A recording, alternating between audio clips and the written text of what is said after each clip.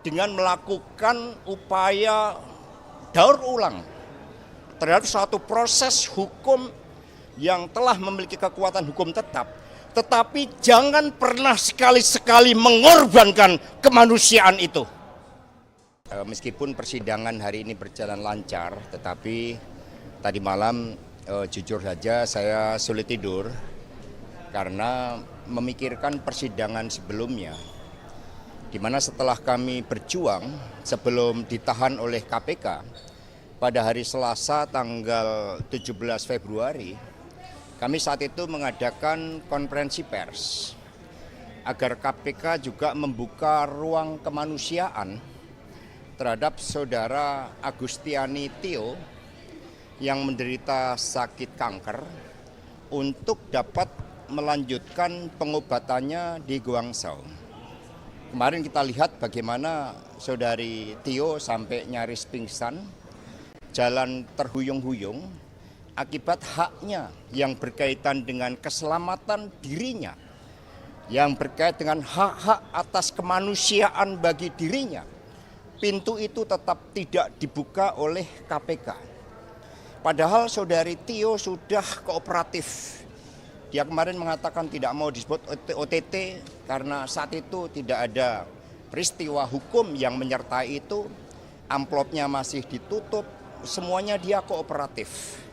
Dinyatakan sebagai penerima, dia kooperatif.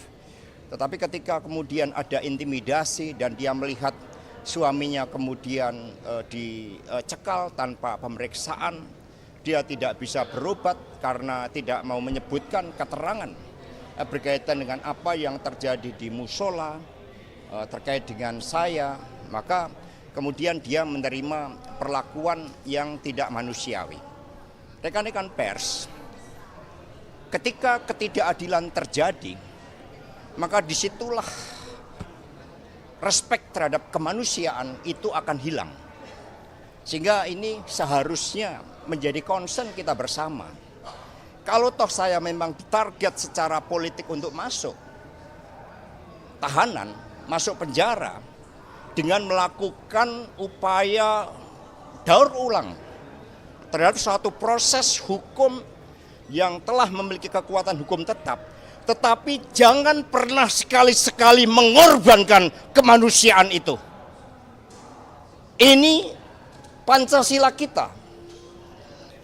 Di dalam Pancasila diatur bagaimana negara mengatur, melindungi segenap warga termasuk keselamatan hidupnya.